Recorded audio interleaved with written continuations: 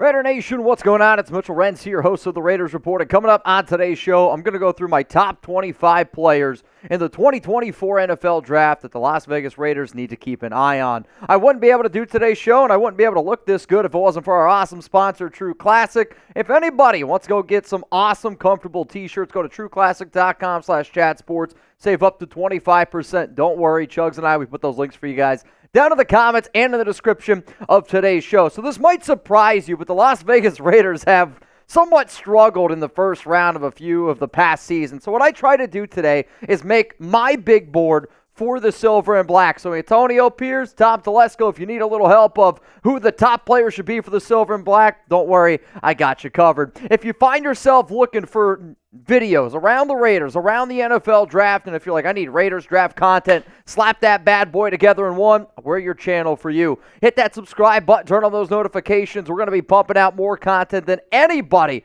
a video every single day this year. That you can bet on it. All right, so here we go. We're going to go from 25 and work our way down to number 1 on my board. Rolling in here at 25 is T'Vondre Sweat, defensive tackle from Texas, and this is a big, big boy. I think it'd be a really good fit on the interior for the silver and black. Let's go to Chop Robinson, edge from PSU. I think a lot of y'all know that I'm a big fan of a lot of products from Penn State, smart players. I think it's going to be somebody that Tom Telesco likes to look at. Good athlete, maybe not the biggest need, but he is a hell of a player. This is the dude that I know the nation loves, Keon Coleman, wide receiver from FSU. 6'4", 215 pounds, good outside receiver. If the Raiders do decide to add some vertical speed and you want to move on from somebody like a Jacoby Myers, I do think that Keon Coleman is at least a name to keep in mind. Let's go to another player here that I think some people out from the West Coast know. Troy Fautanu, the offensive lineman from Washington. Now, here's the thing.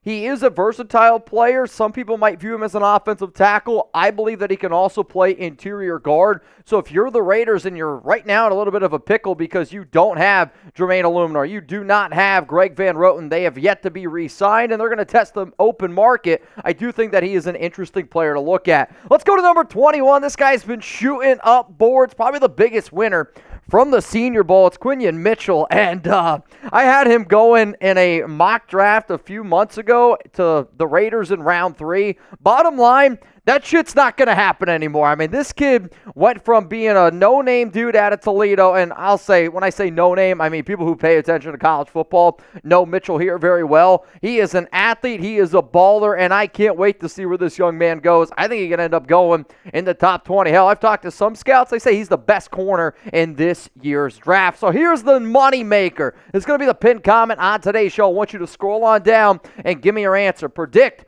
who will the Raiders draft at pick 13? You're about to get a too bad break, so let me know.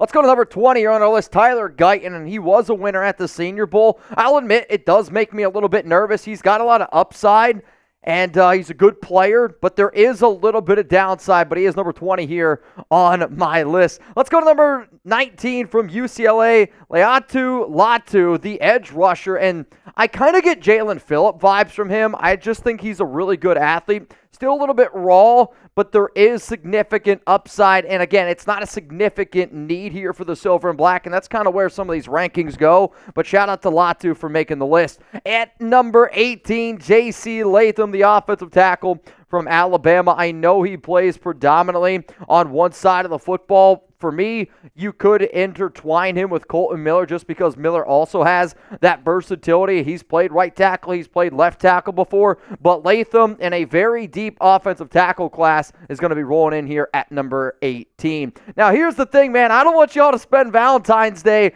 by yourself, and maybe if you are, it's probably because you're not dressed all that nice. So shout out to True Classic for hooking up the nation, because they're here to make sure that you guys don't spend Valentine's Day by yourself and upgrade your closet with True Classic. Yes, nation, I'm talking to you. True Classic's ultra comfortable, perfect fitting essentials range from fitted t-shirts, athleisure, jeans, sweaters, outerwear, and much more. True Classic has everything that you need to hit the gym, take it slow, or treat yourself to something nice. They have already helped over 2 million men look great in their apparel, and now you can save big while you do so. For a limited time, get 25% off when you shop now with our exclusive link at trueclassic.com/chatsports. So if you're ready to upgrade your closet and make sure you're not eating any chocolate-covered strawberries by yourself, get started right now at trueclassic.com/chatsports and save up to 25% off your first order. Make 2024 your most comfortable year yet with True Classic. Let's go to number 17 here, Byron Murphy II, and I am really obsessed with both of these defensive tackles coming out of Texas. And when you think about the big dudes on the interior playing next to each other, I absolutely love it. I will admit, I think depending on where the Raiders want to go necessarily at DT could determine which player you want to go after. Like Murphy, to me, might be the more complete player at terms of DT, but I'm kind of curious if Sweat might be the better fit for the Raiders next to a Tyree Wilson, just being a big guy that can take on a double team. And don't get me wrong, Murphy is a little bit smaller, but Sweat taking on a double team and freeing up a guy like Max Crosby, I think that sounds like a pretty damn good thing to me. More offensive tackle talent here coming in at number 16, Amarius Mims. And this is another, might be a little bit of a project player. Is he ready to start in the NFL right away? Yes. His upside, though, might be up there with some of the best players in this year's draft. Hell, that's why I got him at 16. One of the dudes that's been moving up my board quite a bit, and I talked about him in one of a mock draft videos that I put out with Mel Kiper, but it's Terrion Arnold, and the more and more tape I watch on Arnold, as it stands right now, he is my number 2 corner. He gives me like Nate Hobbs vibes, where he's versatile, can play inside and outside, but he's number 15. Let's go to now number 14 on the list, Jared Verse, the edge rusher from FSU. I actually grew up right down the street from him. I got a lot of friends that are very close to him personally. I know it says he's from Dayton, Ohio, which is where he was born, but he played high school football literally right down the road from me. And this is a dude where when under scouted, then went to a small school, then he went to Florida State, and he's just a true edge rusher. He's somebody that's going to be able to pin his ears back, get north and south, and get after the quarterback. If you ask him to just get after the QB, Verse is going to make you a very happy man. At number 13 here, it's Jer'Zhan Newton, probably the top defensive tackle in this year's class, but I'll be real with y'all, that gap, which when I first started scouting players, I thought Jer'Zhan was clearly the number 1 guy. That gap now for me is getting a little bit closer and closer with some of these other Texas products, but Newton is a big boy up the middle. Let's go to Dallas Turner, edge from Alabama. And I know that they have Malcolm Kuntz, and Malcolm Kuntz had himself a hell of a year. I mean, you look at those final 9 games with Antonio Pierce, 8 sacks. But to me, you can never have too much talent. You can never have too much depth at your outside linebacker, edge rushing roles. And that's why I put Dallas Turner here at 12. Let's go to 11, Malik Nabers. And it's not that I'm low on Nabers, but when I made this list, it's also based on what the Las Vegas Raiders need. And right now, if there's a position group that I am really confident in, it's the wide receiver room for the Silver and Black. So speaking of that, they said Rome wasn't built in a day, but Rome Odunze is one hell of a receiver, and I do think that he's right between the number 2, number 3 receiver, 2A, 2B in this year's class, and there's clearly a number 1 guy who you're going to see here in a little bit. My number 1 corner, though, is Nate Wiggins, and it has been Nate Wiggins this entire offseason. To me, he is the most technically sound. He might not be the best athlete. However, I'm talking about which corner am I the most confident that I can put out there in man coverage right now in a Patrick Graham system. His name is Nate Wiggins. Let's go to number 8, and this guy has been flying up boards, and he's really been flying up my board as well. Taliese Fuaga, the offensive tackle from Oregon State, dominated at the Senior Bowl, and he's a very athletic offensive tackle. He's a big dude. Love to see where he's going to be able to end up falling, but I might be one of the only guys that has him in my top 10. Let's go now to number 7. It's Brock Bowers, and I know Luke Getsy likes to run a lot of tight end sets. Personally, to me, if I'm Las Vegas, I don't draft Brock Bowers, and the simple reason why I say that is because you already have Michael Mayer. Is Bowers a better prospect overall than Mayer? Yes, coming out of the draft. However, Michael Mayer is a better tight end right now than Bowers will be because of the growth that it's going to take in year 1 for Bowers to get it going. But if the Raiders want to go with a 2 tight end set and Bowers there at 13, I don't think it's the worst idea you could possibly have. Let's go to number 6 now. And to me, these are the players that I really, really hope the Raiders figure out a way to end up getting one of them at 13 or potentially trading up, though I'm only going to trade up for the top 3 guys on my list. Olumuyiwa Fashanu is a athletic specimen, left tackle for Penn State, and I watched him a bunch this year.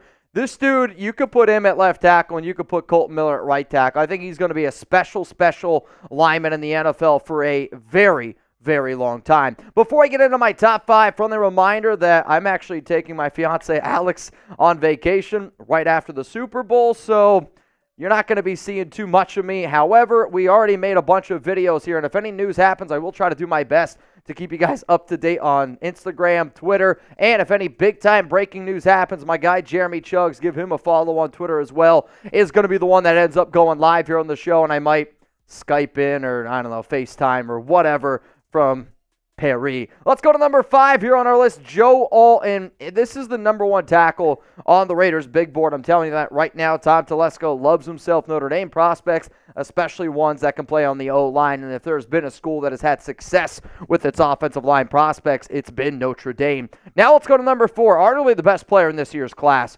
Marvin Harrison Jr. I don't know the last time I was this confident in a wide receiver prospect, but he's number 4 because, again, it's not a big-time need. Let's go to number 3 now. It's Caleb Williams at quarterback, and the reason why he's at 3 and he's fallen down my board a little bit, it's because he wouldn't fit the Luke Getsy offense, but luckily, we're not really going to have to worry about that because, let's face it, he's going to end up going probably to the Commanders where he can rejoin his boy Cliff Kingsbury. Cliff, still a little salty about it. Let's go to number 2, Jayden Daniels, the quarterback for LSU.